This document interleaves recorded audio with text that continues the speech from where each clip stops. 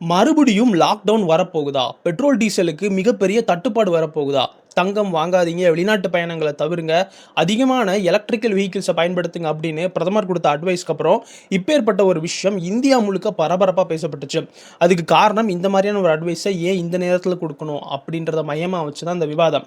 அதுக்கு முக்கியமான ஒரு காரணம், சைனா, அமெரிக்காவ கம்பேர் பண்ணும்போது இந்தியா கிட்ட அவசர காலத்துக்கான ஸ்ட்ராட்டஜிக் ரிசர்வ் பெட்ரோல், டீசல பொறுத்தளவுக்கு கம்மியா இருக்கு. சீனா கிட்ட 130 நாட்களுக்கு தாங்குற அளவுக்கான பெட்ரோலிய, டீசல் ரிசர்வ் அப்படின்றது இருக்கு. ஆனா, அவங்க பெரும்பாலும் ஈவிய தான் பயன்படுத்துறாங்க. இந்த ரிசர்வ அவங்களுடைய தொழிற்சாலைகளுக்கு மிகப்பெரிய அளவுல பயன்படுத்துறதுக்கு தான் வச்சிருக்காங்க.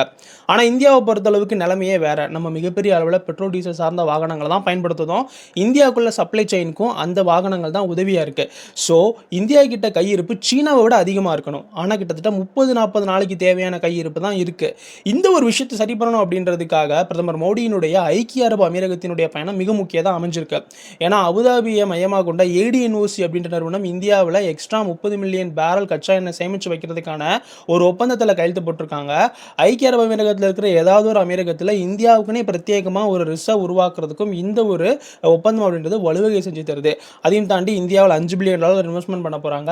இந்தியாவும் ஐக்கிய அரபு அமீரகமும் சேர்ந்து பல முக்கியமான டிஃபென்ஸ் சார்ந்த விஷயங்களையும் முன்னெடுக்க போறதா பல ஒப்பந்தங்கள் கையெழுத்தாயிருக்கு.